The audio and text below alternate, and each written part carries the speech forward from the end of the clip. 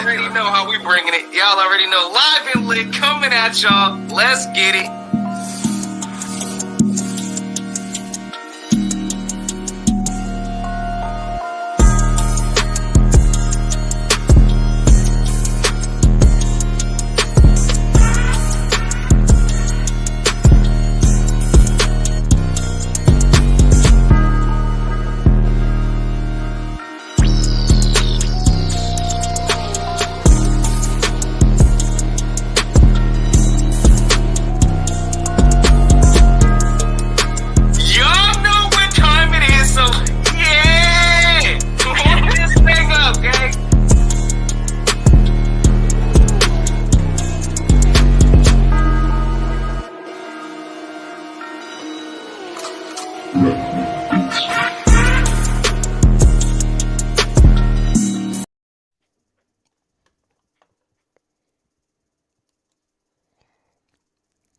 Hey, yeah! Warm this thing up. There we go. Everybody coming up here too calm on this live and lit today. We got some stuff to talk about. We ready to have some fun. Hey, Bird Gang. Hey, mic check. Let me mic check one. Mic check one. Okay. We are back. Eagles Live and Lit is back. We've been on hiatus for a couple of weeks, but we are back. Notion's back from vacation. We brought our boy DEEGIFTED. So for all you guys that watch the pregame show, you know, Eagles Live and Lit, that's where it's at. It's going to be the Eagles Live and Lit pregame show. We Them Birds has moved on. But, yeah, we're going to have some fun with it tonight. We got some very special guests in the building. You guys go ahead and introduce yourself. Let everybody know where they can find you at and what you guys are all about. What's up? I'm your man, Dante the Dark Knight. As you can see in the background from Eagles Talk, we talk about the same thing you guys talk about. It's all birds all day. And that's what we do. We get lit on our show too, a little differently. We like to enjoy our favorite adult beverage, but just like you guys do, we like to discuss our birds in a very relaxed manner. Just like, you know, we're not broadcast journalists. We fans just like you are, and we like to discuss our birds in the same manner that you do. So Dante the Dark Knight and my co-host Nichelle, introduce yourself, sweetheart. Hey fellas, I'm Nichelle. I'm one of the big three at Eagles Talk. I got roped in, I don't know, a year ago now, Dante. Yeah. It was a different Shell, but I replaced the other Shell since he's away saving the world. And I bring a little bit different perspective to the crew at Eagles Talk. Happy to be here. Nice. Yes, sir. Hey. No, she know what time it is, man. Hey, my guy. You already know, man. It's been a minute, my guys. Yeah, warm this thing up, though. You know what time it is. You know you on with. You know who you rocking with. It's your boy Philly Notion. Hey, live and lit coming at y'all. Y'all know how we doing on late night. So, hey, look. Let's check this 4K form. I know it's been a somber day. We got some somber news. We're going to talk about it. But let's check this 4K. Hold up. Lambo, check. Hey, ring, check. Y'all know we all the way in there, gang. So if y'all new to this ride, y'all already know what to do. Go on, hit that subscribe. Because y'all know how we rocking. So, hey, fellas, appreciate y'all guests for coming on today. I know y'all heard some of the news. Hey, Bird Gang, kick it off. Let's go and do it how we do, man. Hey, we're going ahead and talk about the hot topic. Let's go. Jason Kelce. Yes, sir. Getting elbow surgery. How you guys feeling about that? Man, to be honest, you know, with Jason Kelce coming in, you know, they say it's a routine, you know, surgery. You know, if it's so much routine, then, you know, I'm gonna routinely be just as confident that Jason Kelce gonna come in and do the same exact thing that he always do.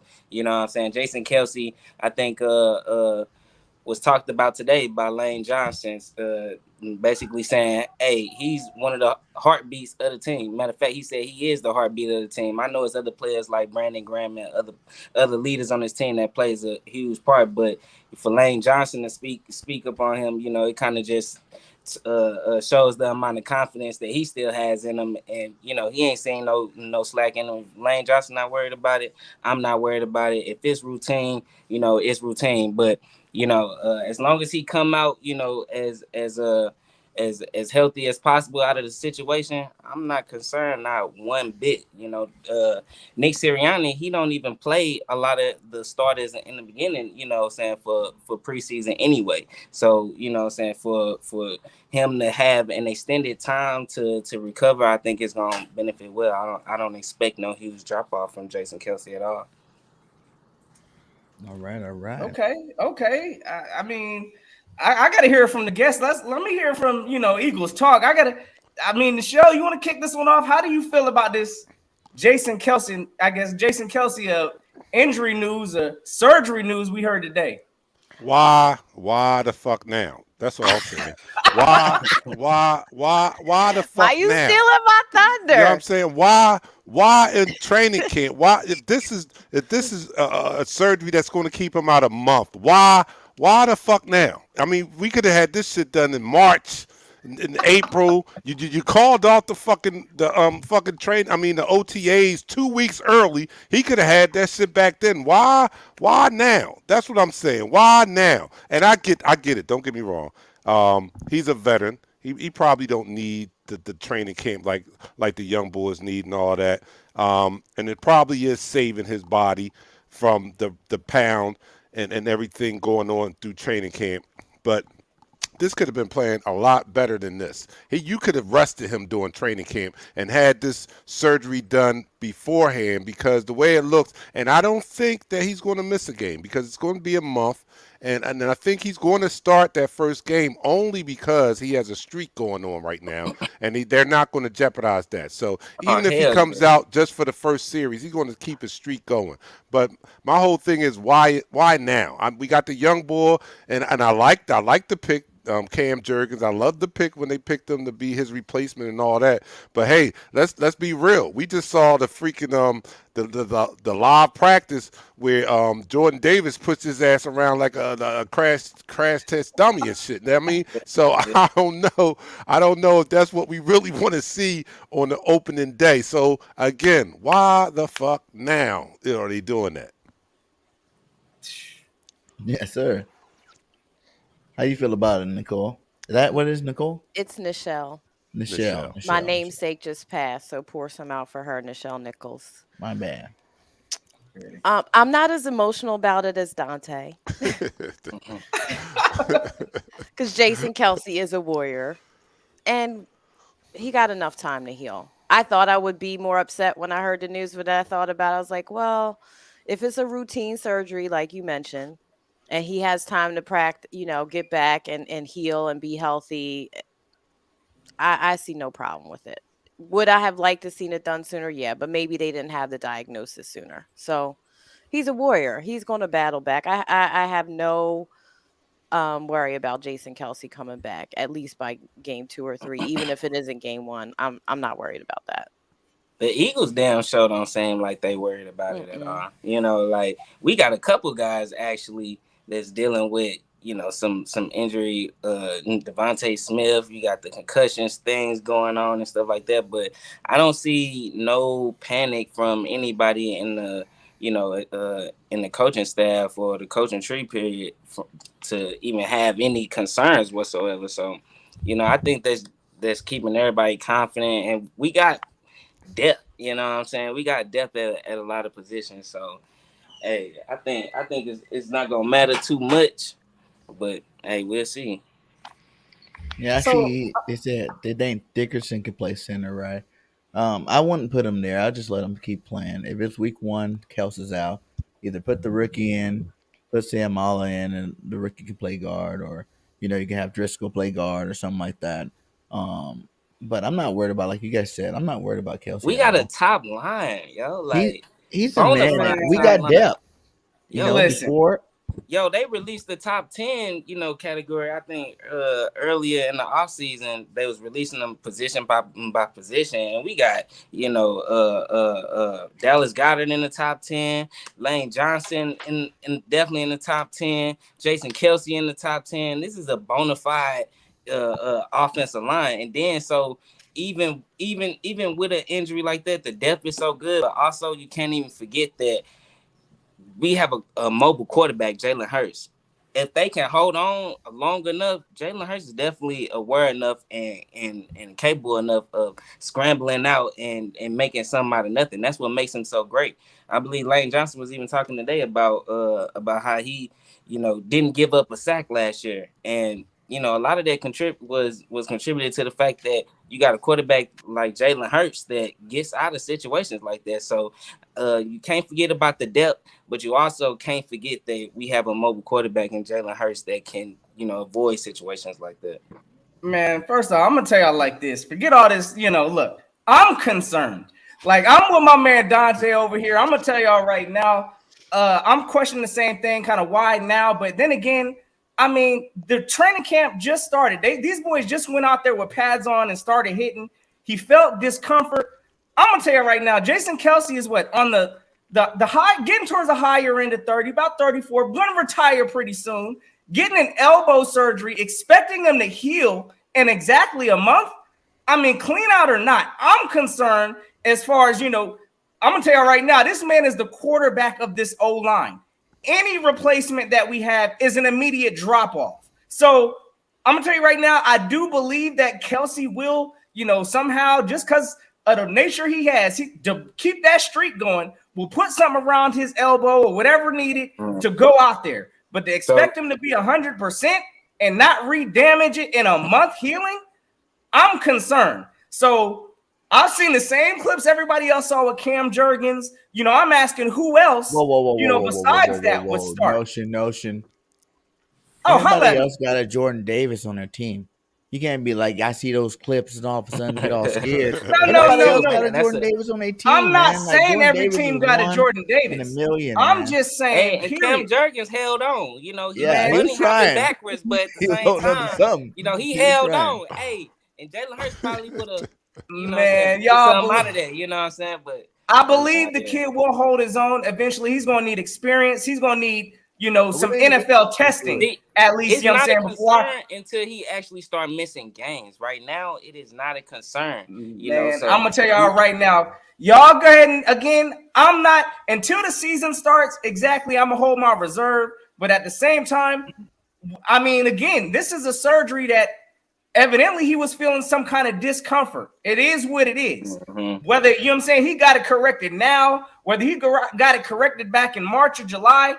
I don't know how this season is going to hold up for him. So I'm concerned about my man's health. That man is the quarterback of this O-line. If Jason Kelce ain't there, we're going to have some problems with our O-line in Philly, I believe. So, I mean, I still think, even without Kelce, we're still probably definitely a top 10, I would think.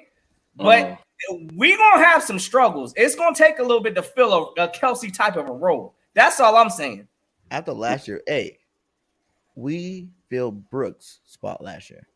You know what I'm saying? Like, Brooks is a Pro Bowl guard. Like, one of the best to do it when he is healthy.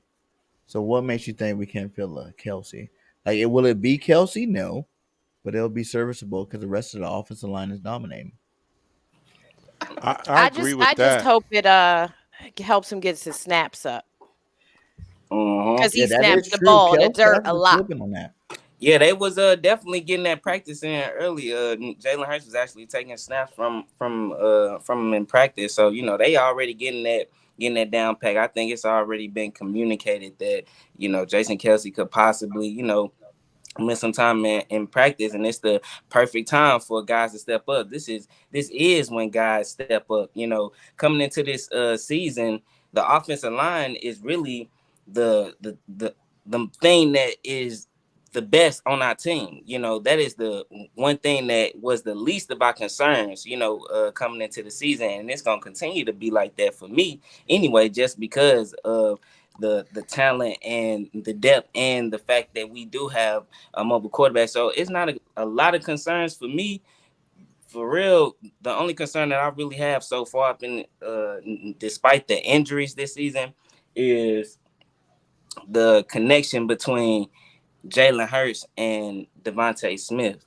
Like, it's been a lot of hype about, Jalen Hurts and AJ Brown, which is great, which is fantastic. And Devontae Smith is actually out right now, I believe, with like a sickness. I don't know what he out for, but hamstring. He out. Hamstring. He out right now. But I still want to see. Growing, one or two. I forgot. I still need to see. Like it's been a good training camp so far, and they say defense has been ahead. And like I said, we talking about concerns, but right now Jason Kelce isn't my concern. Right now, the biggest thing for me, because we all is predicated on Jalen Hurts. Jalen Hurts has to be able to get the most out of these wide receivers. All I've been hearing about is him connecting with AJ Brown and Dallas Goedert, and maybe a running back here and there, or Jalen Reagor. You know what I'm saying? I haven't been hearing a lot of connection between him and Devontae Smith. Do I think there's any concern at all? Like, wide receivers can be divas, you know what I'm saying? And everybody need their money. And if Jalen Hurts can't prove to, look at that third wide receiver, that kind of shows, whether he can be a franchise quarterback. Because if we have all these weapons, we're supposed to be able to maximize all this talent. But if we have all this talent and he's not able to get to the third read or the second read, it's a waste. So I think that's really my only concern right now. I need to see a little bit more. And that's where the concern is, brother. Jalen won't even have time to be getting to his second, third read. If our Hall of Fame center, again, I'm not knocking Cam Jurgens because I think that the kid has some talent. But for him to be thrusted in this type of a role, I don't know. It's going to take some time regardless. Instant drop off. We talking Jalen Hurts is going to have to speed up that clock some, because it ain't going to be no just sitting there going through reads. Oh, we're going to have a problem if Kelce ain't out there. That's all I'm saying. But you're talking about Cam as like last case scenario. You still and who is behind that? Sam Mala can play center. Remember, he was the person we drafted to replace Kelce in the first place. We have some capable guys. We needed a guard. He ended up playing guard. He played good guard. We won a Super Bowl with him. And then now, we got Landon Dickerson, so you don't need to play that guard spot no more. So you can move him over, move Driscoll back to right guard like we did some of last year. And I think we'd be perfectly fine. Like, Sam Miles bigger than Kels, can probably bring a different dimension to the run game or even the pass blocking game. For that matter, you got another big body in the middle there doing this thing. So I'm not worried about it 0%. Like, so y'all don't have any concerns so far doing training camp? The Lions. So y'all don't have no concerns throughout this whole training camp? None? No, I'm with my man. I am worried about it because we're assuming that Cam Jurgens can come in and replace a potential Hall of Famer. We're talking about a rookie here. And I don't know what his talent level is yet. We don't know that. But I do know that he's a rookie, right? So to say that you're not worried is to say that Cam Jurgens is going to come in and replace a potential Hall of Famer. Don't give me that they have the same physical body type and all that. Cam Jurgens just does not have the NFL experience that Jason Kelce has. So there is going to be some type of drop-off. I'll give them credit because they are giving him he's getting a lot of first-team reps while Kelce is out. So that's going to bode well for him. That's going to help him. He's going to play a lot in the preseason where Kelce would have probably not played anyway. So he's going to get that experience. But to think that he's going to come in and just pick up the slack where Kelce is, I'm talking about a Pro Bowler. I'm talking about a Hall of Famer here. We're talking about a potential Hall of Famer. That he's going to come in, recognize the same reads as a 13-year veteran or thereof. That's very, very optimistic. Very, very optimistic. Think that he can do that. I'm not. So I'm worried about that. But you saying like he can't hold his own? Like he got drafted as a center. It ain't gonna be the first time he plays center.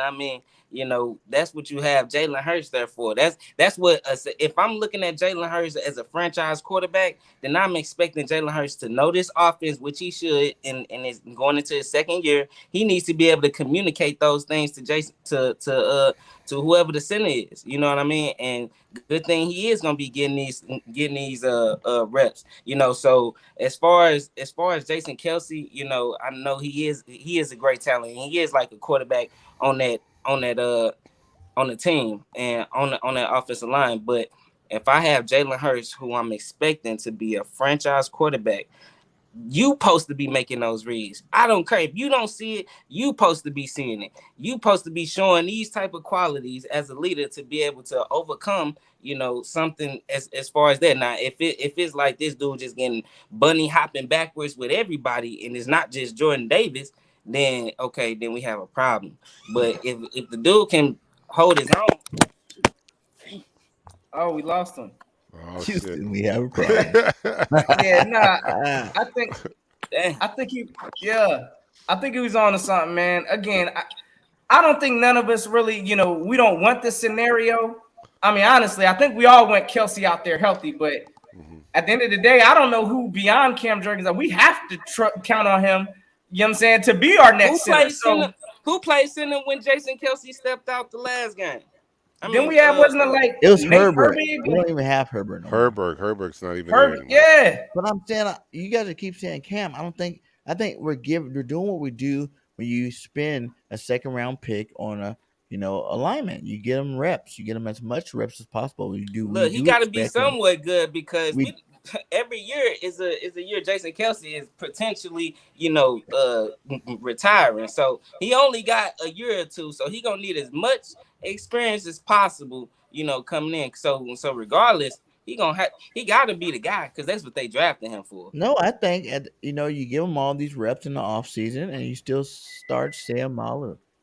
Like he can play center. He played guard at a high level. He can play center. He cross trained. And then you let Driscoll come back and play guard like he did last year, and we don't miss a beat. We're still moving. We're still marching. We still got one of the best offensive lines in the league.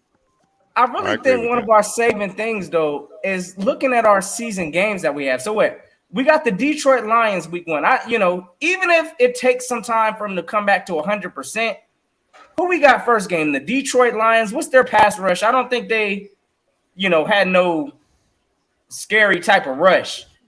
Next after that, we got the Minnesota Vikings. Yeah. Then we got, what is it, Washington? Is it Washington? Yeah, we got Washington, and then it looks like my bad. Hold on a minute. Oh, dang, hold on. I'm looking at this wrong schedule. Yeah, y'all gotta let me know who's after that. But I need to know who, from that pass rush. I mean, again, if he's gonna have to take some time off, It is what it is. But at the same time, I mean, yeah, Cam Jurgens is going to have to hold his own, especially against these Lions. I'm going to tell you right now, I don't care who's out there for center. We better beat the Detroit Lions week 1. That's how I feel. Facts. That's cool, man. So we might as well just transition into the preseason, personally, I'm not expecting the starters to start. I'm not expecting to really see much. I'm expecting to see the same exact thing that, we saw last year. But I feel like as long as we got all our guys week 1 and we coming in damn near fully healthy, because we was one of the healthiest teams we ever been in a long time. I'm so used to guys just dropping like flies. Shit, if it take just only our practices and these guys are damn near, we still had some injuries last year, with Brandon Graham and, but it was definitely not as traumatic as it been for a few years. And so I feel like continuing with that trend and just improving on just that philosophy and not having those guys practice or play in the preseason. Hey, if we can get to week 1 fully healthy, I'm definitely expecting to be 1-0. I'm not looking at Detroit as like they just gonna lay over, because mind you, it's the first game of the season. Every team comes into the season hype and believing that they have a shot. So I'm not looking for it to be just an example of what we did last year, which we dogged them. I'm not looking for that. But I'm damn sure looking, for our guys to be fully healthy and for me to fully evaluate, how the team, is looking. So yeah, I'm looking for that 1-0. Yeah, I'm looking for 1-0. I'm looking even past that. I'm looking for 4-0. So we don't need a slow start. This schedule is set up for us for us to thrive. We have the 3rd weakest schedule and one of the most improved rosters in the NFL. If we can't turn this into at least a double-digit win season. I'm looking at least 11 games. My prediction, 11 games. But it all starts with these first 4 games are gimmies.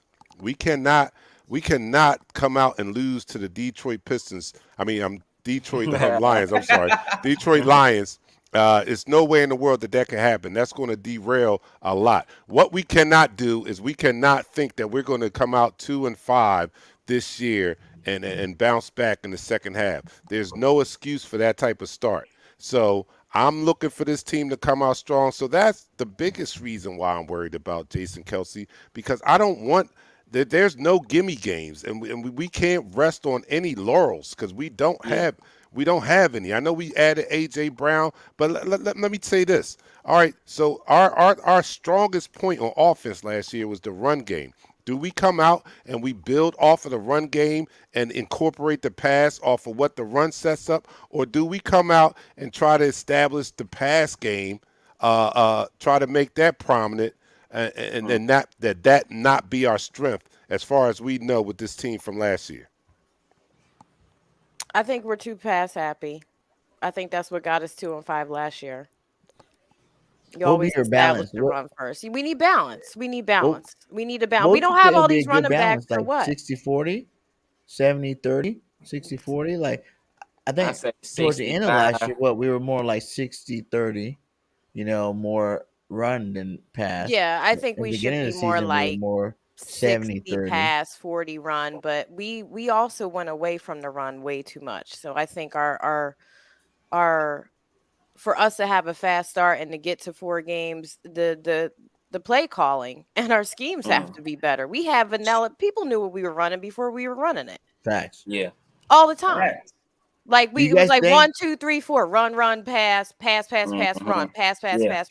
It's vanilla. We had the most vanilla offense ever. Do you think the coaching staff realized that and they're going to come back a lot better? Because I think the coaching staff. I hope so. I believe so. I mean, we've seen them make a transition. The type of games that she was just mentioning is games that I vividly remember.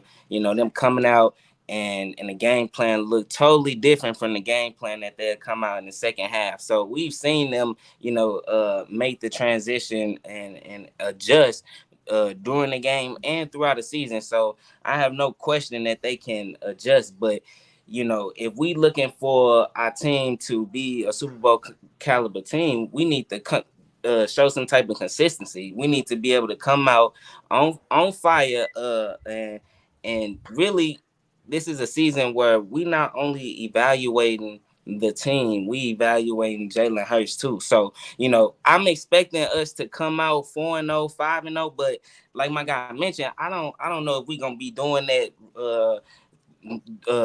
by air or are we gonna be running the ball, because that kind of matters. If we're passing it or trying to pass it, and it's kind of the same type of stuff that we seen in last year where we tried to and we couldn't, so we had to transition and lean more towards the run game. That's gonna also tell a lot about Jalen Hurts and just how you can win with him. So I'm expecting us to be I'm expecting us to be undefeated going into that Dallas game, and I'm expecting us to finally beat Dallas. Now after that, I kind of just hold off right there. I kind of break the season up into sections, and so from there, I'm gonna say we undefeated, but it's gonna really depend on, like she said, how's the coaching, because it matters. The position that you putting Jalen Hurts in and what his skill set is, all that matters. And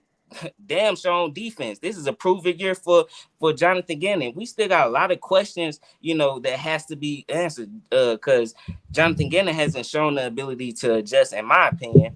And just the team in general on offense, hasn't been consistent as far as winning games. We looking at the schedule as like, damn, we should be this, we should be that. What it's gonna take? It's gonna take consistency. 3-game winning streaks, 4-game winning streak. Are we going to be capable of doing that? And we have, in order to be capable of doing that, you can't just be a run team. You can't just be leaning on the pass and people gonna automatically know what you're gonna do. You know what I'm saying? So it's got to be a fine balance for sure. But I think going into Dallas, we need to be undefeated because we, as Eagles fans, we care about beating Dallas. If it's one team that we have to beat, it's Dallas, and we got smacked by them. So the Dallas game, I for real, as easy as, like my guy said, the third easiest ranked schedule. As easy as it is, we do have games throughout the season that are proven games. Now I don't got the schedule in front of me. I know one of y'all do, but it's certain games throughout the season that are proven games, and that Dallas game is damn sure the proven game where we should be able to tell what type of team we should have an identity by then. And last season, it took us a while to even have an identity. That's something that needs to be solved this year. Shouldn't be an issue.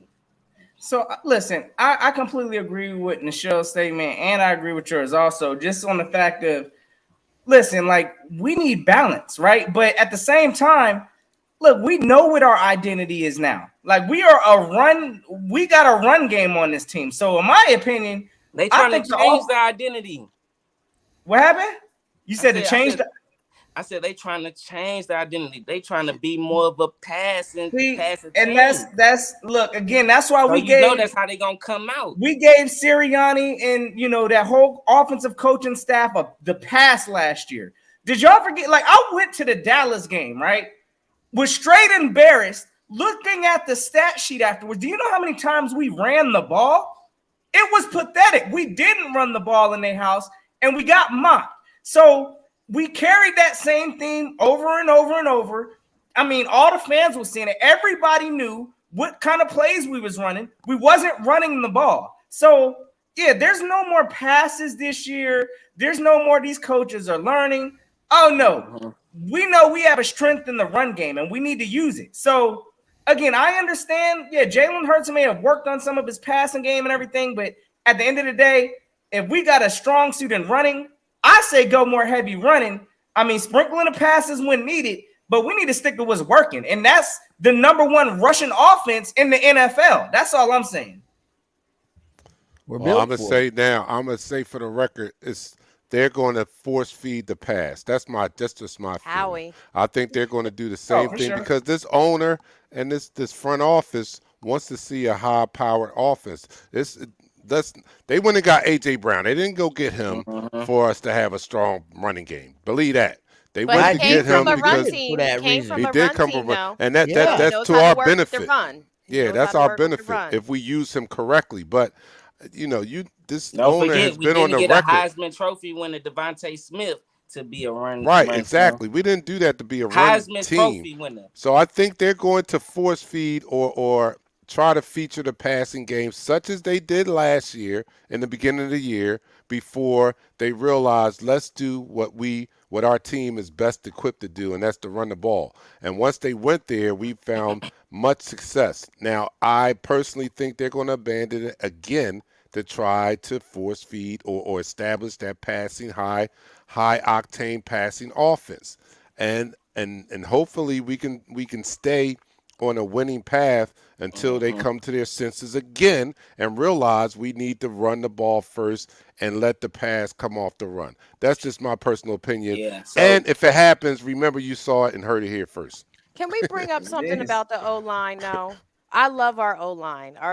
Like we've all said, the O-line is one of the best in the league. However, our O-line has some pass blocking issues, and it's not talked about enough. You want to talk about things that are not talked about? Watch the tape. Our pass blocking kind of sucks. So when we talk about the passing game, our O-line can plow the road all day on a run or a run after the catch. But for a straight pass play, I can't even get off 1,000, 1,000 before somebody's in the backfield.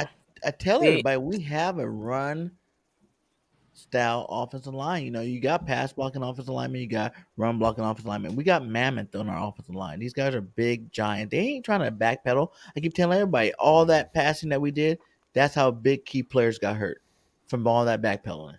You know what I'm saying? Like they're not built for that. They're built to be road graders, open up holes for Jalen, just run an attack.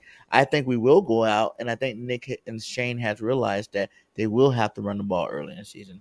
I don't think they're digress and go back to what they did last year, but I think they're going to understand that we can have a lot of passing yards with the style offense we have without throwing the ball that much more. We don't have to have the 40 to 50, um, um, um, attempts a game to be an explosive offense. AJ Brown did come from the most heavy run offense there is in the NFL, even more than us. Derrick Henry, when he's healthy, he's getting 300 something, 400 carries a year. And the fact that AJ has those stats in a run heavy offense, when you're trying to compare AJ to all these other receivers, it's like, yeah, they might have a little bit more here or there, but it's like he has less targets than any of the star receivers that are out there. You know what I'm saying? So you got to give that his respect for that, and knowing that he can run block. The dude's a big physical beast.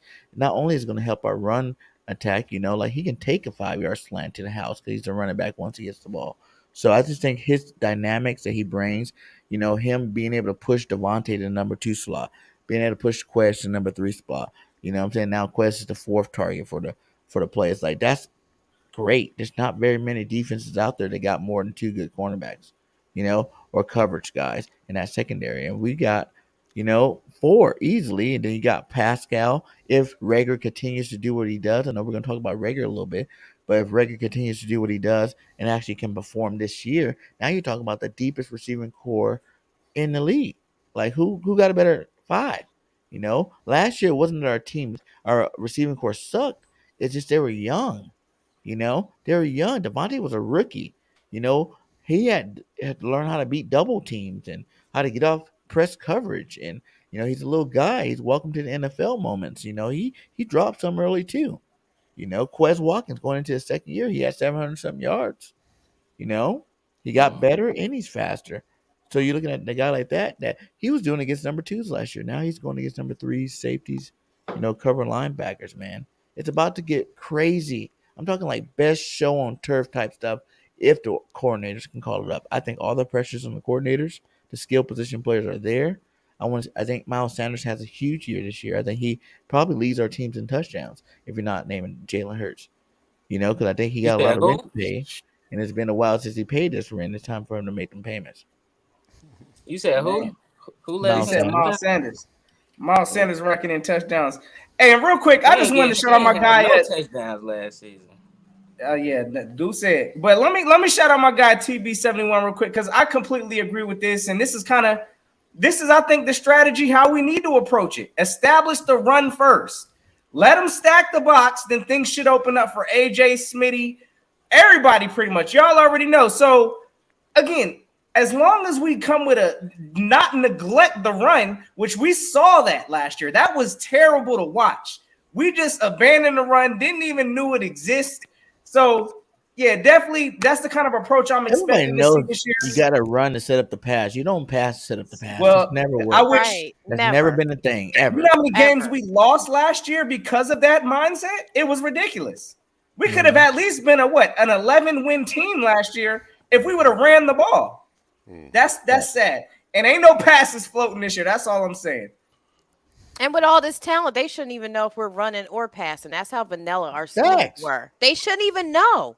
They shouldn't even know if it's a pass or a run play. They dialed in on everything we did last year. Everything. Too vanilla. There's no creativity in some of the play design right now. Yeah, for real. I think the RPO should be huge to our advantage. With Jalen Hurts being able to run the ball, and then if Miles Sanders can actually stay healthy, I know he had a little spat in the media, talking about the report that was made on him about running with second teams. But, he has to, realize that he has to be available, to even be able to showcase what he can do. You can't be injured and then talking about, opportunities. That just don't make sense to me. So, saying for him to be effective in the passing game and then for the RPO game to be, effective. Mind you, we do got AJ Brown, so that quick slant, you get a ball to a guy like AJ Brown, a big physical guy like him who literally snatches the ball from defenders, and it's hard to bring down. You put a small corner on him, he's definitely probably stepping all over him. You know what I'm saying? So I'm thinking that can be effective, but I don't want to just focus on AJ Brown. We have all weapons. We got Devontae Smith, and like I said, we is evaluating the Eagles, but we also evaluating Jalen Hurts. If my idea of a franchise quarterback with no face, no name, no nothing, he is with all this talent. I'm expecting us to make it far. I'm expecting us to at least make a NFC Championship appearance, especially how the schedule is lined up. But we still got a lot of questions, like the coaching staff. They have to be able to put these guys in position. I don't want AJ Brown to be, just that one other read, because we already kind of seen that last year. It's just gonna be, replaced. We seen it was just Dallas Goedert and Devontae Smith. Now it'd be something similar to Dallas Goedert and AJ Brown, and maybe AJ Brown is a little bit more effective, but this is a big year for Jalen Hurts. He needs to be able to show that he can, overcome a lot of the small things, because at the end of the day, he got everything he needs. There's no excuses. I mean, of course, if injuries come into play, but there's no excuses for this guy. None whatsoever. Well, I would say this. He's on the clock. I agree with that. But as my co-host always says on our show, the coaches are also on the hot seat there, because they have the play design was not very creative last year. We need to see more. We need to see better play scheming. So let me ask you this: who is under more pressure, the head coach or Jonathan Gannon? I mean, now it's somewhat pressure on Shane. Well, I say I group them all together. I think all of them are on the hot seat. Gannon, because they've given him gifts this offseason. They've given him tools. He no longer has the excuse that he had last year that he couldn't run what he wanted to run because he didn't have the personnel. He has the personnel now to run the 3-4 he wants to run the hybrid 3-4 that he wants to run. He has linebackers. He has a secondary, maybe a little question on the safeties, but he has enough on that defense now to do what he needs to do. So we need to see him step up. He's on the hot seat. We need him to step up and be more aggressive. Nobody should have 80% completion percentage on us. No. Yeah, I'm exactly saying that. Three quarterbacks. That's what the hell I'm saying. That had 80% complete. They had record days against it. So basically, from the defensive standpoint, we shouldn't have nothing like that again. No. Okay. No, that's what I'm saying. We should not have. We should be top 10 in pass. We were top 10. We were top 10. Top 5. I mean, because I already know we was 9th last year in passing yards allowed, and we was also ranked 9th in rushing yards last season. So with the talent, did it feel like that? We should be top 5. Did it feel like that? We were at the end of the year when the smoke, when the dust settled, we were top 10. But did it feel like a top 10 defense? It didn't feel like a top 10. I'm talking about this year. We should be a top 10 defense, and it should look like a top 10 defense. I'm talking about we got 2 shutdown corners. Yeah. We got a defensive line that's massive. We have athletic linebackers. This should feel like a top 10 defense this year. Yes. It should look like we should have turnovers. I want to see sacks. I want to see all that. Yes, I want to see all that. Yo, I want all the smoke. I agree with somebody said. Somebody said this in a stream yesterday. Somebody said we should be a type of defense. We should have a shutdown defense. We should have some games where we shut teams out. It is what it is. And I agree. I agree. Donuts. We should be giving up. It's the same as the offense, though. In a balanced attack. Because like you said, he has his players now. He can run that zone defense. Look, we have enough defensive linemen and linebackers to get to those quarterback just off of them. He can run that zone defense, cover defense if he wants to now. Like I said, we needed 3 new linebackers. We got 4. We got a better cornerback. We got a better safety coming in with Tarp, or even if Epps does beat out Tarp, and he's having a great training camp right now, so we see what he can do. It's not going to matter. That defense is going to be dramatically better. Jordan Davis bringing to the rotation, that's a monster. I think the sky's the limit for this. He's either getting fired or he's getting promoted. It's either one of those. It's either one of those for the season. And honestly, I think he's under the most pressure because, as my guy said, he got all the gifts. You got all the gifts. You know, imagine you giving somebody all the gifts and then they just, you know, shit on it. You know what I'm saying? Right. It's mad disrespectful. So, like I said, he's either getting fired or he's getting promoted. Now, Nick Sirianni, I think he has a little bit more leeway just on the stream. Jalen Hurts is, you know, the big focal point of the team, and everybody's looking at him. So he's gonna be, you know what I'm saying, the scapegoat, especially considering the fact that we basically put ourselves in position to replace him. So, you know, it's going to give Nick Sirianni a fresh start. So I think as far as the coaching staff go, I think Jonathan Gannon is under the most pressure. And I think Shane Steichen is going to be looked at a lot too, because, you know, Nick Sirianni spoke about him handing over he pushed that off. Nick cleared himself from that. Which I think was good too. This year. Which I think was good, because Nick Sirianni seemed like he was all over the place early in the season. So I'm expecting, you know, a more focused team, a more focused coach, you know, going into the first few games. And Shane Steichen, I expect him to put us in position, and if not, it's gonna be evident who calling the plays. I mean, it's gonna revert back to Nick Sirianni because he got to sign off on everything before. But you know, at the end of the day, we gonna be all looking at Shane Steichen and Jonathan Gannon, because those guys are the guys that's putting us in position. You know what I'm saying? So hey, we could start off 6-0. I'm really expecting an NFC Championship appearance. I don't care how it look. But I'm just saying, I know that's way farther down the line, but if you're looking at our schedule and the opponents, we should beat Detroit, and following all the way up into Dallas. We only got a few testers throughout the season. I need to pull up the schedule, but we only got a few tester games throughout the season. We could easily have one of the best records in the NFC, because let me ask y'all, who is the top teams y'all believe are in the NFC period? Well, the Rams, you got to go with the Rams. You got to go with the Rams. Tampa Bay only for name only, but they have some holes in their defense. And they just lost a big guy. They just lost their center. Their center, that's a huge move. You still got to put Green Bay in the mix. We're the best. Yeah, Green Bay. I'm saying it. We're the best team in the league. Up, but okay. I know. They choke a lot. But Green Bay never show up, but okay. Yeah, I'm not worried about it. And Green Bay gonna lose with Devontae Adams. I think that's and they got and no one's really talking about and it. us. You got to count us. You need the fourth finger. Who up else there. now?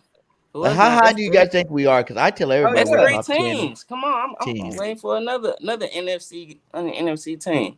Niners. Not Seattle. Seattle, no, not Seattle. Niners. I put the Niners over. The Niners, over I'll put them up there. The Niners. People starting to talk about the Saints too. You know what I'm saying? The Saints come in and out. I don't know about the Saints. Inconsistent. They're a little. Their quarterback just got. Their quarterback got to be out for like 6 weeks. Yeah. So and even when he might come back the second half of the season. We'll see. But I'm not scared of him. I mean, who's scared of Jameis Winston? Who's scared of him? What about nobody? Arizona? Oh man. Arizona. I might put them up. I'll put Arizona up there. Okay, yeah, we got some people saying Arizona. I mean, yeah, really, when you look at the whole NFC, there's not a true, just a threatening, dominant team. The NFC is wide open. Barely name the quarterbacks on the teams that's in the NFC.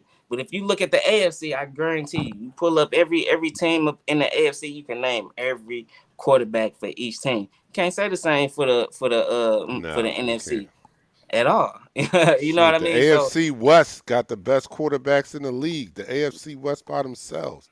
Are you kidding me? Russell Wilson, everybody over Herbert, Lamar, who else? Mahomes. This is just in the West. Joe Burrow. Yeah, man. Josh Allen. But we don't have those type of quarterbacks. And when we face a top ranked quarterback, it's got to look different. It's got to look different than 80% completion percentage against our defense. And that's not going to look like that. I'm going to say it now. It better not look like that. We better not. Let me ask everybody this, because we got a game coming up this Friday, right? And I like to know, I know it's preseason games, what's everybody looking for? Is there anything in particular anybody's looking for this game, or truly trying to watch? Well, we got the Jets first game.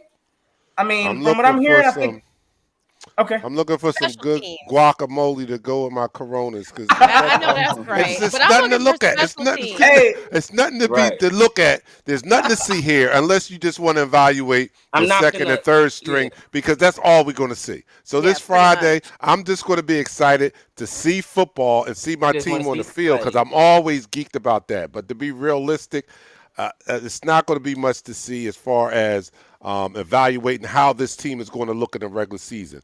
This is not going to give us a glimpse into any of that. We're going to be running vanilla everything, vanilla offense, vanilla defense. It's just going to be to get young guys some experience on the field, and some of them need that. Jordan Davis is probably going to play a great deal, even though he's a rookie. But they don't play the starters in the preseason. That's just been the way it is, and that's how we stayed healthy last year. Is because they keep everybody out of the preseason. So we're going to see a lot of the young people, and they need that experience. Cam Jurgens is going to need that experience, They're especially if fighting for we their jobs. expect him to take the place of Kelsey. He's going to need those snaps and stuff like that.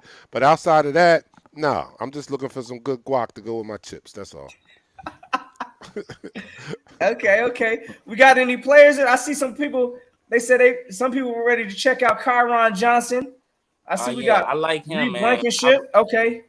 I like Kyron, man. For some odd reason, I'm a big energy person, and especially being an Eagles fan or just being a fan, period, or of anybody you admire or look up to. When you watch a video of them or you get to see them, you just kind of evaluate just they vibe or they aura, and like just hearing Kyron. I remember after he had got drafted, they showed like a video of him just at home, just got drafted. His family was in the other room or whatever, and it was just, I don't know, it was just something that was so authentic about him and so just down to earth. It was just like, then just seeing his play on the field, it just all correlates together. The guy plays with just a tremendous amount of spirit. He plays with great faith, and he just out there trying to be a dog. So he looking to make his mark up on the playing special teams. That's something that I know that he fully embraced.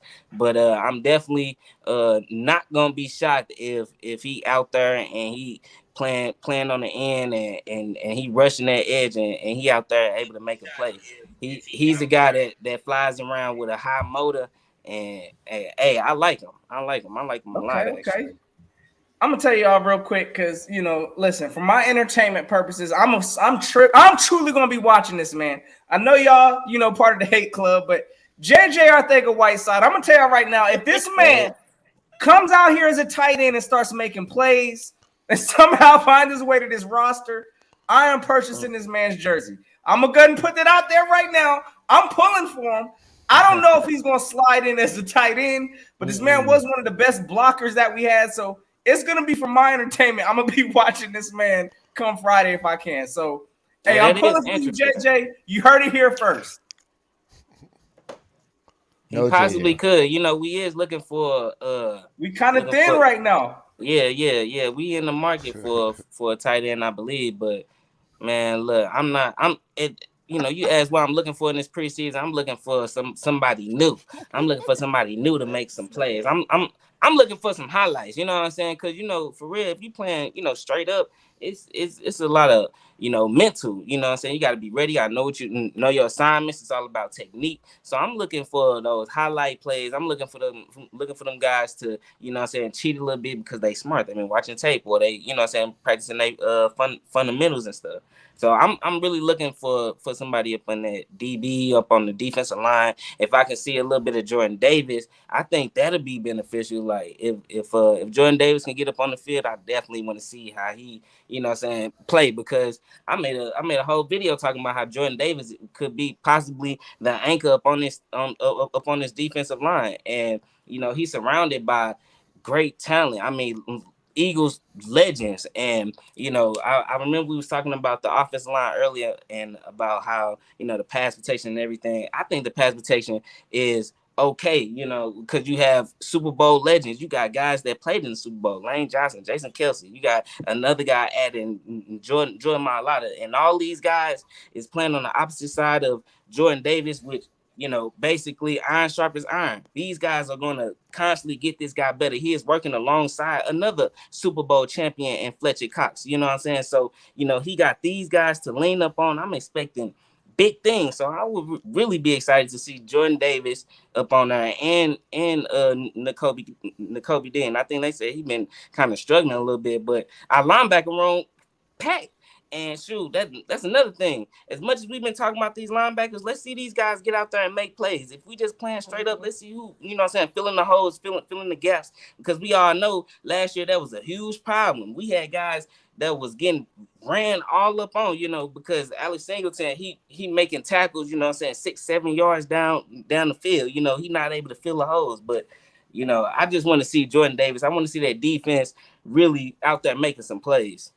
Ain't nobody nervous about our safety group out here. I see people saying, Marcus Epps needs reps. Ain't he a starter? Y'all expect to see Marcus Epps out there getting some work? He's young though too. But I've been hearing good things about him. I've been hearing good things by the coaches and things like that, and we trust that they know what they're seeing a lot more than we see it. So he flashed last year. I think he did a good job last year. So I think it's his time, and I think he's going to step up. I did see in the comments though that somebody said Britton Covey, and I've heard that he's been shining in training camp and getting some reps with the first team. So I am eager to see what they're talking about. I like to see it on the field. So Covey, I like to see him. He's also got the possibility to be a returner, and we definitely need some excitement in the special teams because our special teams have been he was trash. So if we can get any type of excitement, any type of production out of that group there, I'm eager to see that. So I'm looking forward to seeing Covey too, and then the young guys too. But again, I don't know how you want to see them shine. You do want to see them do that. Even if it's against the other team's second or third string, you want to see them do well. It's not a true measure of what they can do because they're playing against the second and third string. But in doing that, you still want to see them tear them up. You know what I'm saying? You want to see them tear them up. So if Jordan Davis is going up against the second and third string, I want to see him dominate. I want to see him dominate the second and third string. Some things can translate into the regular season because I remember last year, in the preseason, I don't know if anybody remember, we was getting ran all through in the preseason. But what we kept saying, it's just preseason. These the backup. These guys. But, hey, everybody play up on our defense. Everybody get filled in. Everybody substitute. Everybody play. So, when we gave that a pass, then the season started, and we was getting ran early in the season. We was getting ran all through. That actually translated. I don't need to see that no more. You know what I'm saying?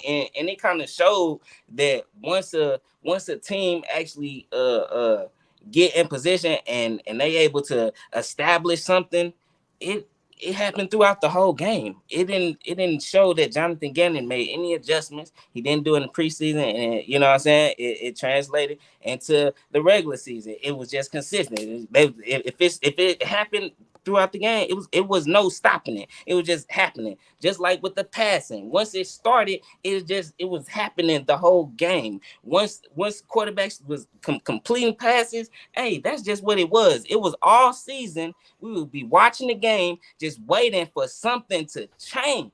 And it never did. So no, I was gonna say, and you gotta understand, bro, some of that stuff was intentional though, right? Like, so I understand it to an extent. They're not going to scheme in these games, really, right? But at the same time, they want to see where these kids' gas tank is at. So they stress these kids all the way out to see who's out there quitting on the field. Let me find out one of the players would have quit came, preseason for getting work like that. They got tested. Now, I get what you're saying, though, came the season time. There, we should have been adjusting for some of them like that. It was still like that, bro. It was still. I expect to see him get gassed this preseason game. Yeah. If I'm seeing that again, then it's gonna look like, the same thing. It's as fans, we look for something.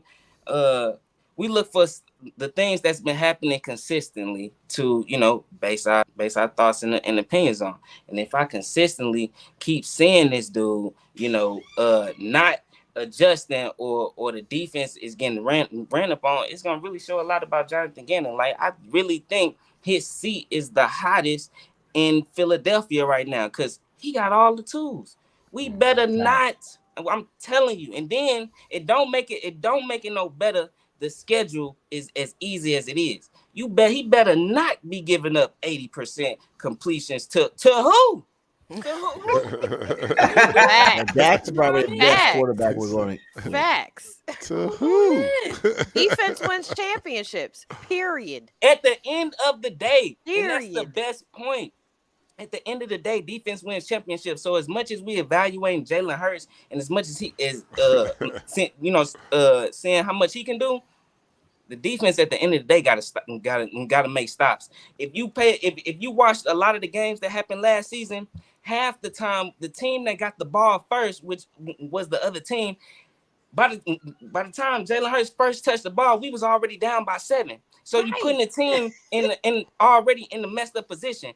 That better not happen next season. With the talent that we have, there is no reason more than half the games that we played last season, when the other team got the ball first, they scored first, and Jalen Hurts always had to start the game more than half the season already down by 7. That should not happen if we have a talented defense. That part. Defense wins championships. That part. All right, I got to address the comment that's on the screen. We still do the shots on our show. You just make sure you tune in and you get it in with us. I got my shots going right here. I just found mine today. They lit though. They lit. Y'all don't see the pregame. They are actually lit. Y'all don't see what goes on in the pre-show. They don't but know. Believe me, they are lit. You know what I'm saying? It might be another substance, but they are lit. Don't get it twisted. Eagles live and lit. Eagles live and lit. Live and lit. We get it.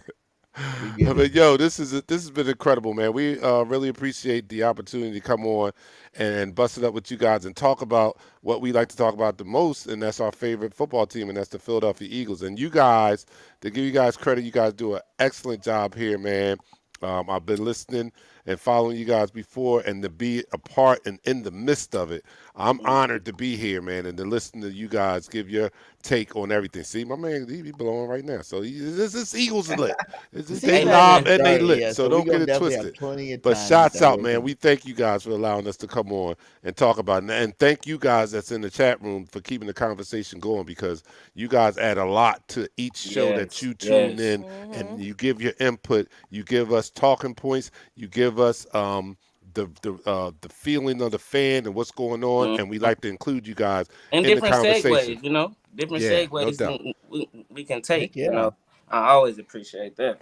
That's most important. We try to keep the chat in here as much as possible. They definitely help with the show. The show's for them, so we like to let them have their point of view as well. See what they're talking about in there. But shout out to y'all 50 plus up in here. Please hit that like on whatever platform you're watching on. We are on the network channel, BGN Sports Media. We are live on there. They're definitely growing. We're almost at the 1K mark. Shout out to BGN Sports Media. We are on Philly Notions channel. What I'm saying? Mr. Warming Up himself. The Reverend DEEGIFTED channel. We are on Bird Game 31's channel. And we're on Twitter, Facebook, and all the network channels on Facebook too. So we are live a lot of places. Shout out to all you guys out there watching. Hit that like wherever you're at. Subscribe to all of us, and also to Eagles Talk, their platforms. We got their all links are inside the descriptions and inside of the chat. So make sure you guys go show some love over there in the Facebook. Yes, you guys do mostly Facebook. I love y'all energy, man. Do you guys have a YouTube too? Y'all gotta have me on one time, man. Especially you can't have the Eagles Talk without Eagles Talk. Oh, definitely. We're definitely going to return the love and have y'all come on and bust it up with our crew. Yeah. And if you guys want to come over to YouTube world, BGN Love Eagle Content Creators, baby.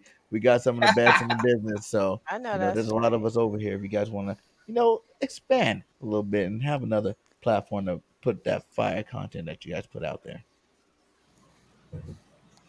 But yeah, any last thoughts, or what do you guys think? How high is Jalen Hurts' ceiling? You think he could be MVP this year, or do you just think he's going to progress a little bit from last year before we get out of here?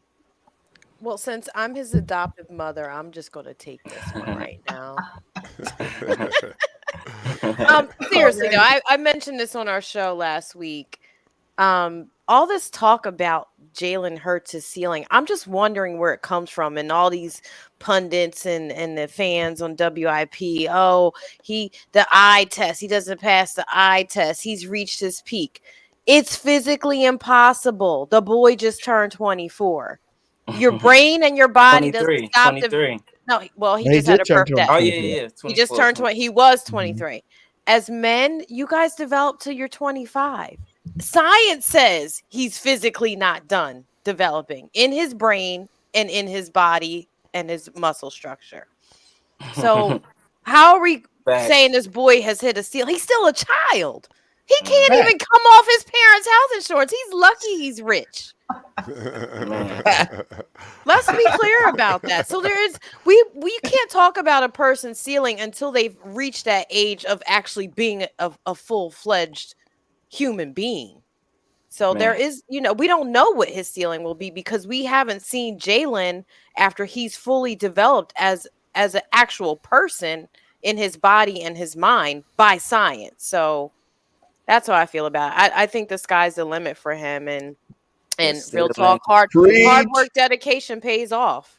Real talk, whether whether it's coming as fast as we want, but I mean, the quarterback always takes all the heat. I'm a mom of 2 quarterbacks through high school, so I already know. I've been to the camps. I already know what it takes. But he's going to take the heat, even for if Devontae Smith is a rookie running bad routes, even for all those drops last year. They're going to keep blaming. They're going to keep blaming Jalen. The quarterback for vanilla offense or for vanilla offense play calling, for being lazy and calling the RPO 20 times in a row instead of designing a play. Yeah, come on now. He's taking a heat for everybody and still keeping his chest up high. Yes. That's all I gotta say about that. His my quarterback. His ceiling is something that I don't think a lot of people can properly evaluate, because this guy, he's just different. He's just different. And I'm an energy person. I just earlier was talking about how I watch people conferences and everything, and I'm an energy person. And honestly, when I watch and I listen to Jalen Hurts, this guy, now I don't know him personally, I don't know him, none of that, but just how he talk and how he honestly makes me want to be a better person. Just period. People say that about certain people and everything, but now I truly understand. I truly understand what it feels like, to look at a person and be like, damn, every time he talks, just every aspect of how he go about his life, right? It's something that's inspiring, and he proves it. Nobody question he's going to do everything he can to improve on his weaknesses or anything that's lacking in his game. Nobody questions that. Nobody questions if he can handle the pressure of Philadelphia. Nobody questions that. Philadelphia has had plenty of quarterbacks, but Jalen Hurts, in my opinion, has shown to be the best leader I've ever seen for play for Philadelphia. Besides Nick Foles. Nick Foles was an excellent leader to be able to galvanize the players and honestly distribute the ball. He literally made everybody want to play because everybody got the ball. Everybody, and just how Nick Foles was, when I watch him in the huddle before they even got the touchdown in the Super Bowl. First thing he say, first off, I love you guys. Bro, that type of leadership, that type of confidence and being able to galvanize and distribute the ball, it was Alshon Jeffrey, fucking forgot the other wide receiver, but he was just distributing the ball beautifully. Jalen Hurts intangibles is something that's going to allow him to reach another peak in his abilities, because a guy can be really talented, right? But it's the intangibles that in the person that allows them to bring out the best in them. You see what I'm saying? Because he got all the talent in the world. This guy works hard consistently, and I believe that was one of the reasons why Jason Kelsey and other guys even bought more into the season because of the overall quarterback, Jalen Hurts. He giving these guys motivation, inspiring these guys, making them want to play for him. The whole team love this guy. And I can honestly say his leadership is way better than what we saw in Carson Wentz. Everything that we wanted to see in Carson Wentz, Jalen Hurts is everything. Yeah. Jalen Hurts is everything. And one of the things that told me, I know I ain't tripping. He built for the city. You got a quarterback like Donovan McNabb, who's been the quarterback for this city before. You got Donovan McNabb before Jalen Hurts had his first full start of the season. A guy like Donovan McNabb already bought into Jalen Hurts. He knows this guy is capable of being a quarterback. Now, mind you, he watched a whole nother quarterback like Carson Wentz go through the same thing and spoke very differently about this guy. You watch a guy like Jalen Hurts, and then you have another quarterback who actually been in that position, actually validate this guy. You gotta, because he got booed. He was booed on when he came here, when he got drafted. They didn't believe in him, so he knows exactly what it is. Shout out to Five if he's watching. Hey, Five. Man, he know what it takes. You just thought you I don't know why people argue. You know him. He know you. You better say something. Hey, Five. Hey, Five. He don't get enough love, bro. He don't. Get enough love. Like, he is literally, he has the highest stats for any quarterback in the first 20 games of his career. 4,000. He's the only quarterback 4,000 yards passing. He's broken some records that we still don't think it's good enough. Games. Like, that is enough progression to know that the dude got skill. You know, I don't know why we keep comparing him to all the. I think the league just really is scared that they don't know how to think of Jalen. Like, they want him to be this passer, but does he really need to be? He's a play. Listen, we had a pregame show. We had a pregame show all season last season, and what did I kept saying? He's a playmaker. He's a baller. He's a baller. He's a winner. The kid is a winner. Dude was tied for fourth in explosive plays for last year. So what that tell you? Then he led the league in as a quarterback for rushing yards last season. So what that tell you? This is the first time he's getting a second year with the same offensive system since he was like 15, 16. People aren't realizing it's going to be huge. He hasn't had this since he was a child. That matters. Facts. That matters. And listen, without the consistency, that tells you even more about a person. Without the consistency, he was still able to shine throughout every moment. Make it to the NFL. Alabama as a true freshman and beat out those guys just by he came in and his body, meaning his play up on the field took over, and he ended up winning that job. Then went over to another team. Did the same thing. Came into the locker room of the Philadelphia Eagles. Just him being himself. You know the guy. Leaders of the team at his young age. This is around the time when the team was trying to get young, because y'all remember we was injury plagued, so we was in the transition getting young. So you had a lot of young guys coming into, and then you add Jalen Hurts to the mix as one of the young guys. And you got a sensitive guy like Carson Wentz that don't know how to lead. Yeah, you got a bona fide sensitive is putting it mildly. Also, you got a bona fide leader in the locker room right here, and everybody knows it, and everybody can see it. That's what we do in Philly, bro. Like, they mad. That's why he gets to hate. They mad. Came in and did they mad. Thing. The Minshew Wentz lovers are mad. They just mad. Let them stay mad. Stay mad.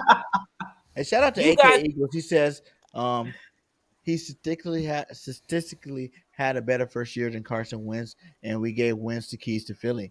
You know, and that's what I think is crazy. Like, he literally has put out, like, yes, you want him to play better, but he was his first year. Like we talked about, there's a lot of reasons why, he didn't play as good as he should have. From drop passes to callback touchdowns to, a lot of coaching to being a rookie and actor not being able to read defenses. Oh my God, the worst. That was one of the worst parts of the season, were the drop passes and the callback and the penalties that callback are touchdowns. And special teams. Easily would have changed the standards of the game.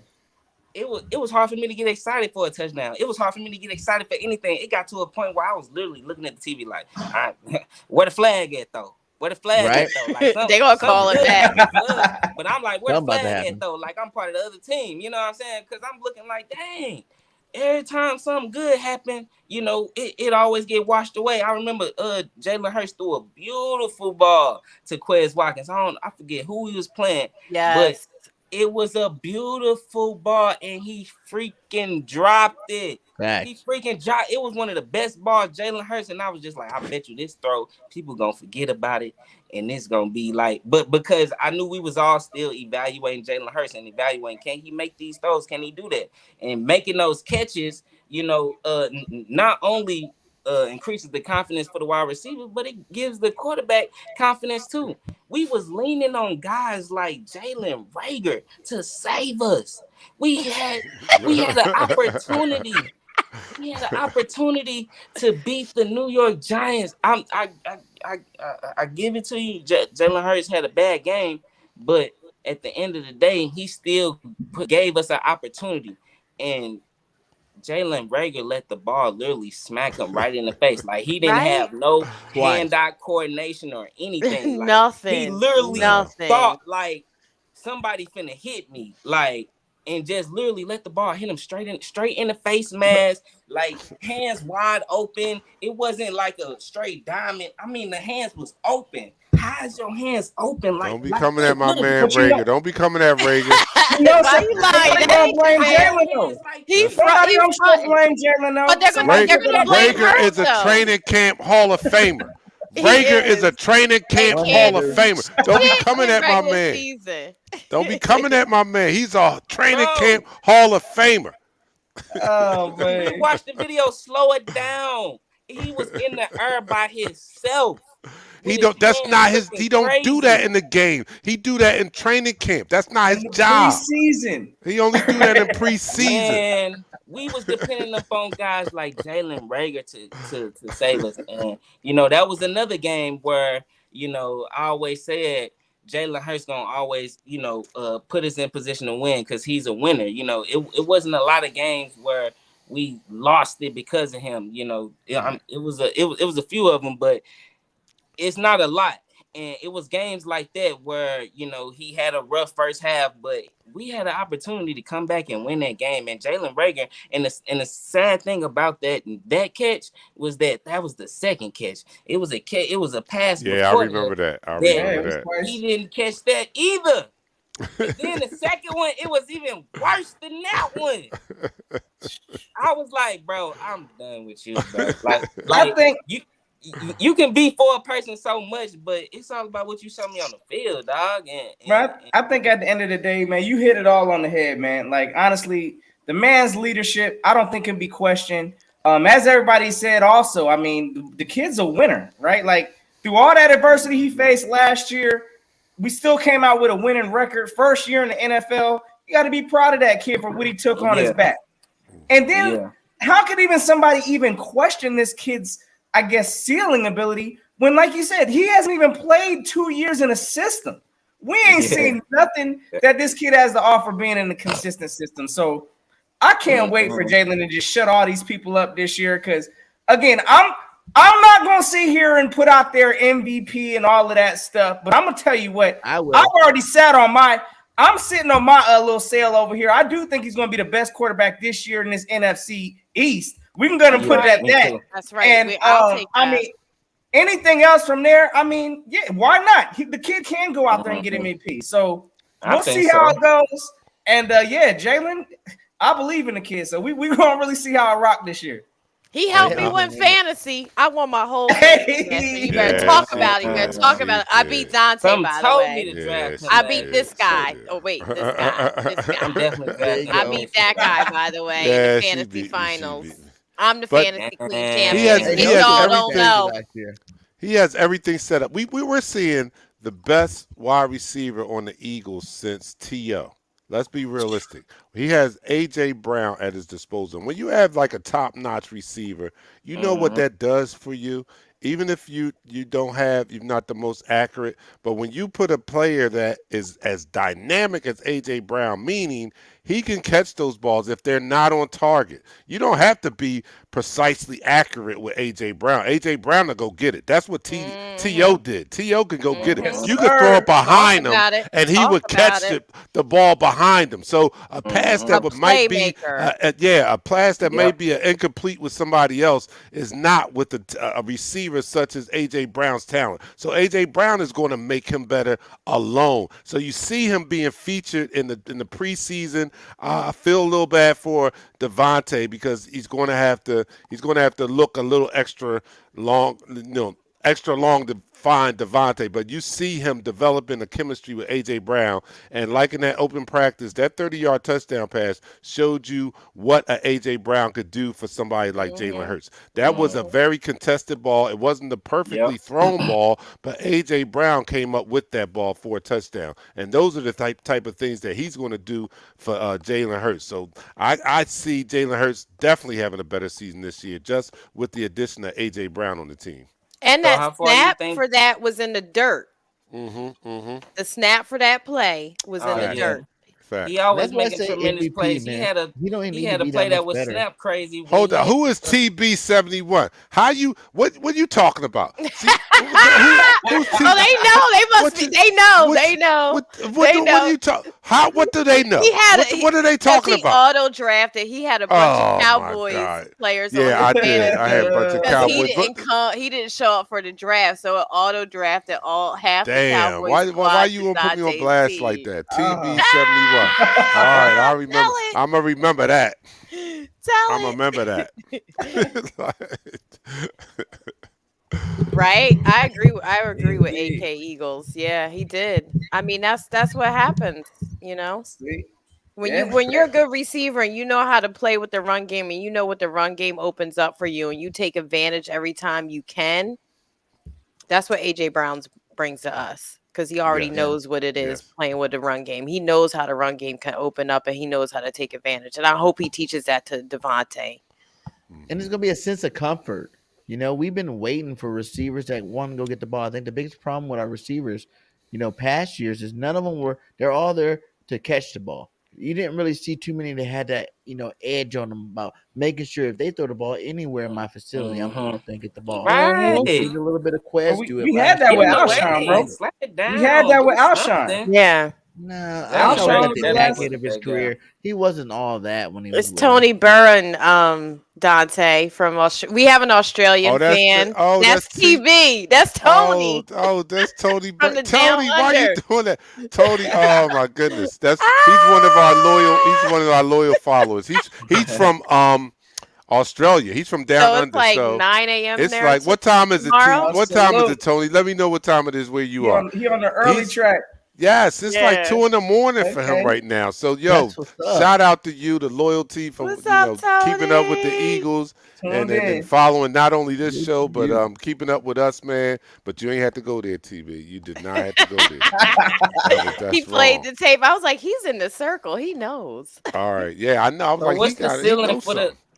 something. So let me ask y'all, what's the ceiling y'all think? I mean, because y'all everybody think that we're gonna have a better season. Jalen Hurts should have a better season.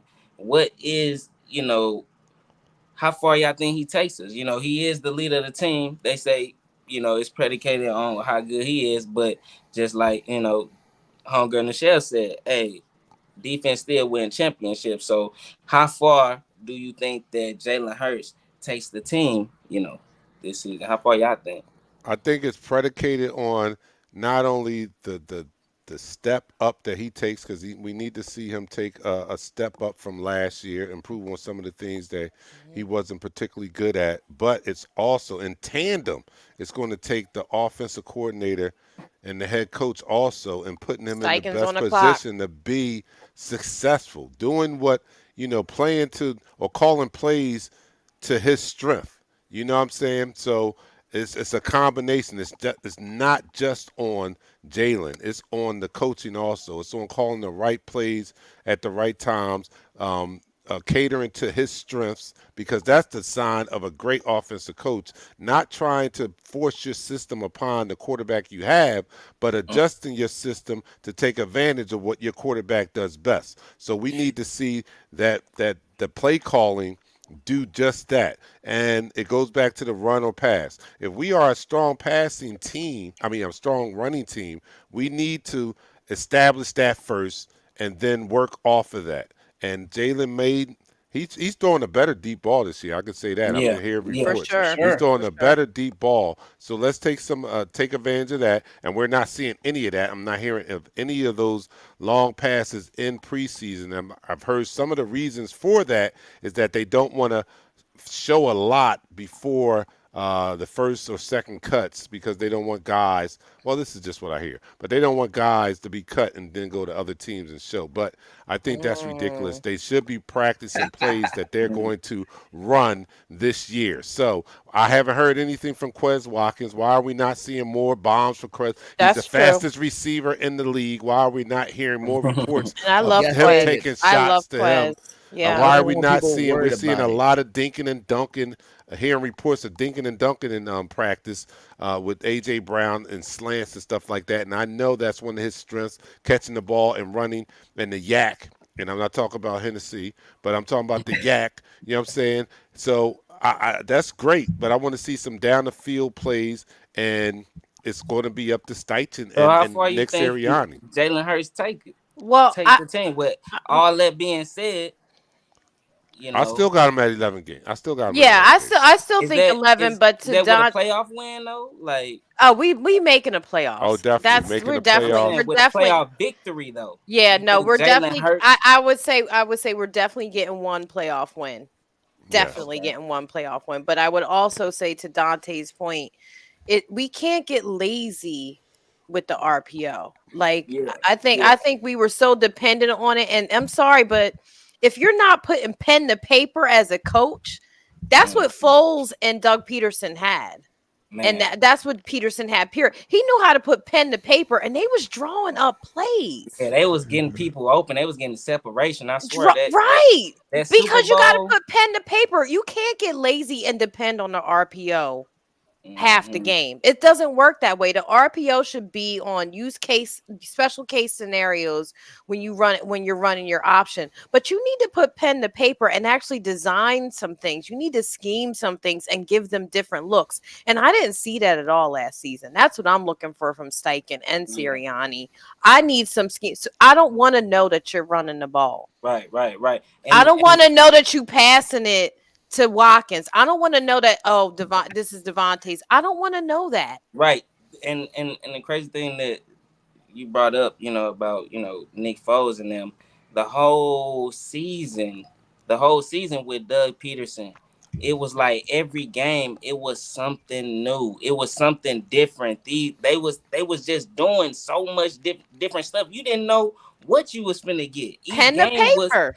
Each game was different, and I think really throughout that whole playoff run, my favorite one was the one against Minnesota. I mean, that game, it was lights out. He was just dialing up everything, and then it just translated into the Super Bowl where digging in the crates. He dug in the crates. They dissecting, they understanding how to attack defenses, and that's what I need to see from Nick Sirianni. He needs to be, that creative mind that he was originally hired for. I know he took a back seat to the play calling and everything, but he still needs to show the ability to, hey, let these guys know this is not creative enough. I know they all like to say they don't like to put everything on one person. They love to say, especially in the conferences, it's a collective thing. Well, look, if you got your hands in this too, and it's all with the play design, then I expect for you to,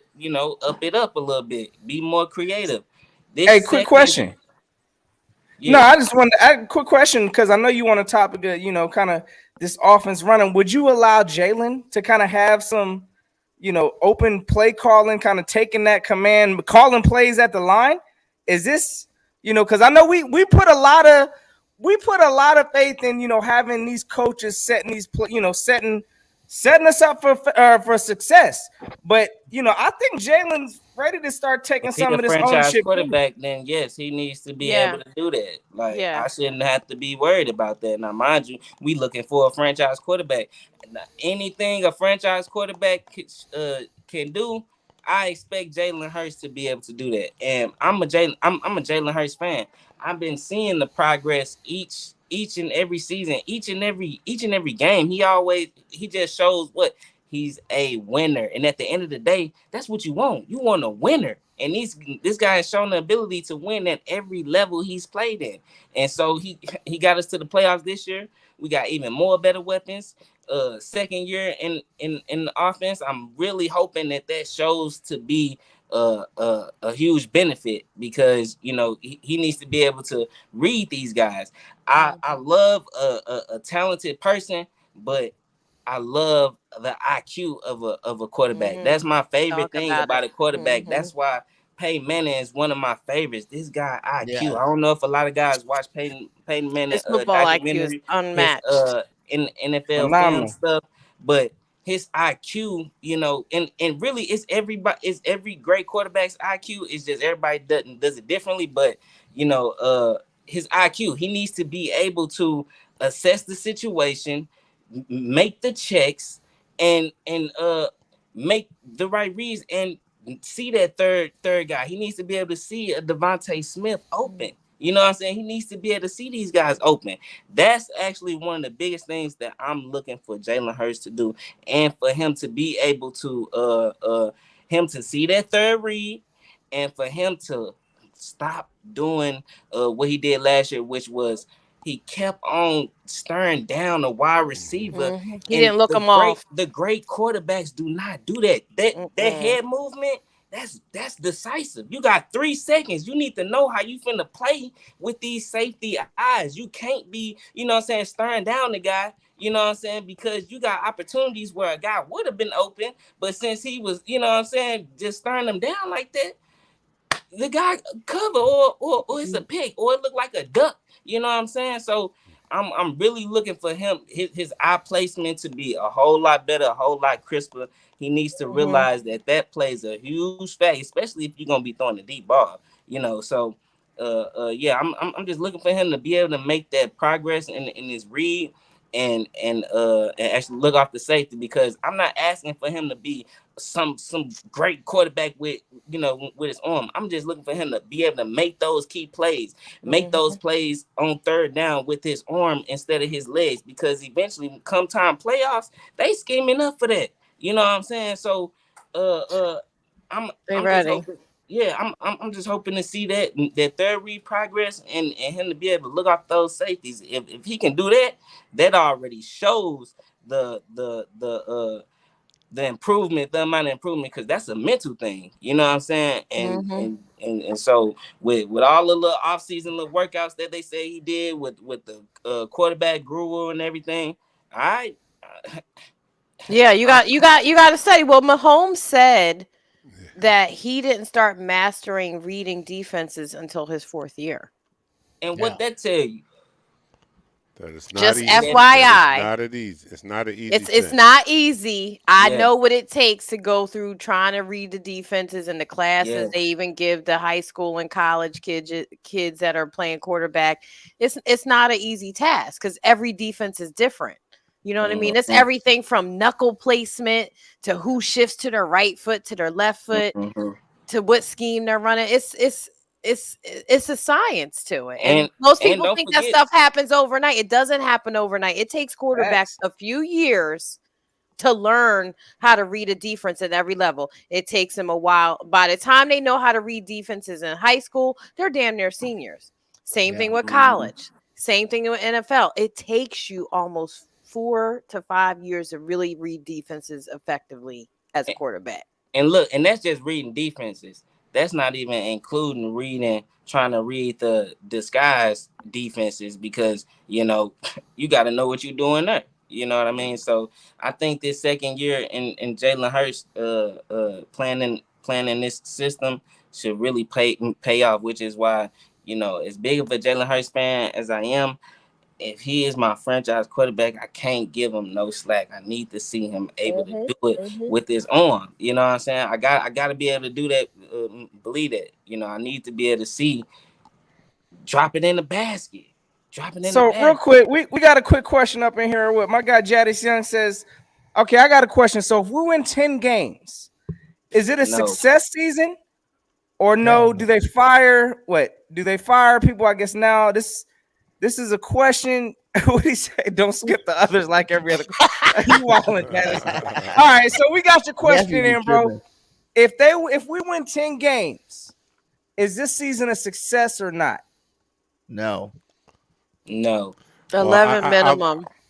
I don't know, because you can win 10, get in the playoffs, and make a little run. So it's going to take more than just the 10 wins to tell me if it's a success. Yeah, we got to win a playoff game, then it's a success. If you get in and we win and we make it to the NFC Championship game, now is it a successful season? Yeah. You know what I mean? It's a little different. So I can't just go off of regular season wins. I mean, what's going to determine that is what they do if they make the playoffs. Now, if they win 10 games, don't make the playoffs, no, that's not a successful season. No, no. Okay. Either way, I definitely agree. But if we win 10 games and we lose the division, it's not a successful season. No, we can't lose the division no matter what. We have to win the division, period, to be successful. I like that. Period. We have one team that can beat us on the roster. Like, I have to pull teeth to find 4 losses every time I go out there and I say 13-4. And that's just me being like, okay, I know they can't win every game, which I think they can, but I know they can't win. Theoretically speaking, they're not going to win every game. So 4 games, there's a couple of like emotional games. You got like the Dallas game or a Tennessee type game, or even a Jacksonville upset because Dougie P's there. And they got some new talent over there. It's like those are the games that you're looking at that maybe we can lose. Other than that, we got the best roster. I don't even know too many other rosters better than our roster this year with the depth and the talent. So we should bet. I've been saying it all off season long.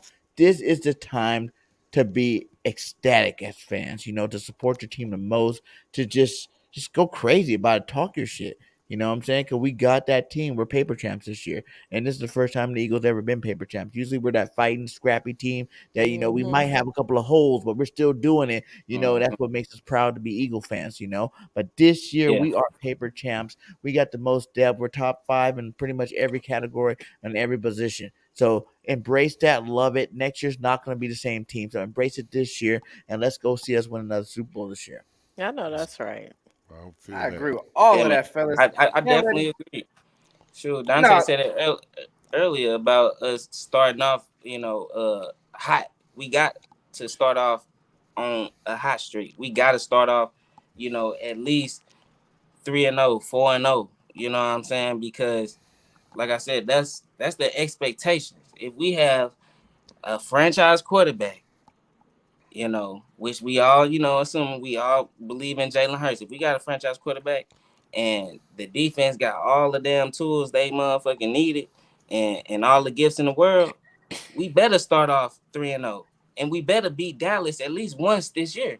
You know what I mean? So, hey, we got a lot of things, that we still got to prove. And that's why it's only a few games. As easy as the schedule is, we still got a few games that's testers out here. We still got the Arizona game. We still got Dallas. We still, that's gonna let us know is that something that we changed, because last year we couldn't beat a good team, but when it came to all the cool and below average teams, we dominated. You know what I'm saying? So it showed that we could win those games, but can we transition? Can we see the growth this season and beat actual good teams? I don't want to be like Dallas.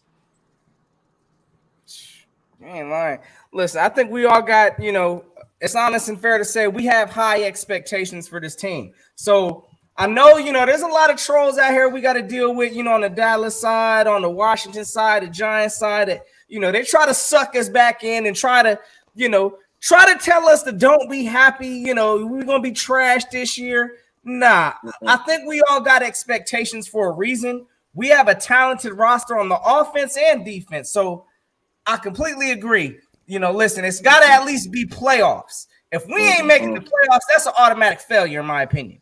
So if we don't win is a that division, fair? it's a failure. Division and a playoff win. And the playoff win. And the playoff win. Period. Period. Minimum. And that's Bare what minimum. I'm saying. NFC East win, championship minimum. Listen, a playoff win. If we're expecting a playoff win, that's why I'm saying an NFC championship is a realistic thing. Just on the strength of how the schedule is, we could easily have one of the top records in the NFC. You know what I mean? And then we prove a point, win the playoff game, we in the NFC championship. Like, bro, this could be the year. It starts with getting there. You gotta get your ticket to the dance. So I hope that we make it. Hey, BG, go ahead and yeah, man. I know it's getting to that time. We about an hour and 45 in, so I know we've been rocking with everybody all night. Still and 50 plus deep, man. Shout out to all you guys, man. Salute to the whole gang in the building. Yes, sir. So yeah, I'm good, man. Like, thank you guys so much for stopping by, bringing your Eagles knowledge over here, to our platforms, man. It's been a blast.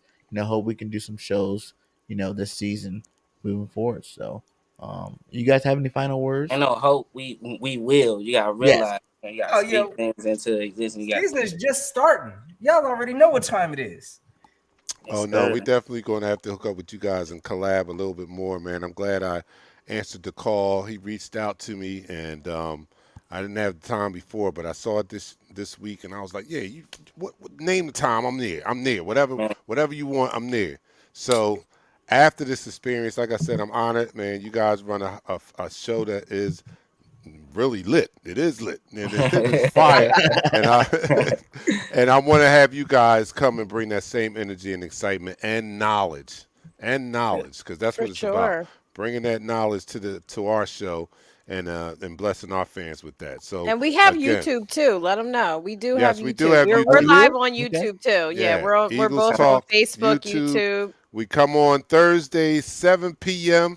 Same bat channel, same bat time. Make sure you check us out.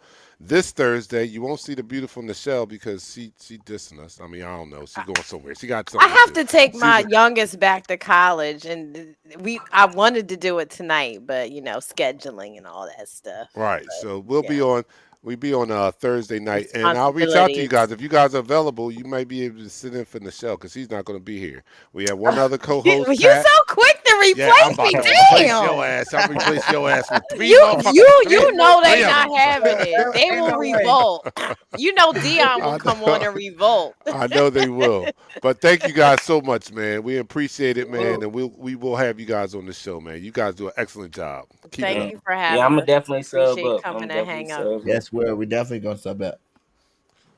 But hey, Notion, get us out of here.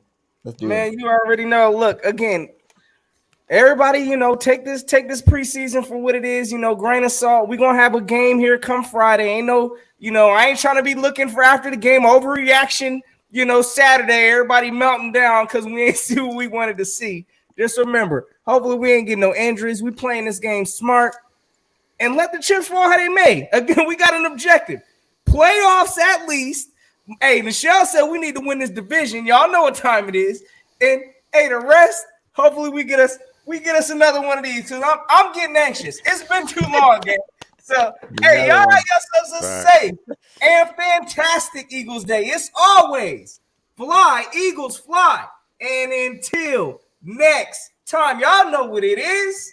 Gonna keep the notion. Salute. Peace.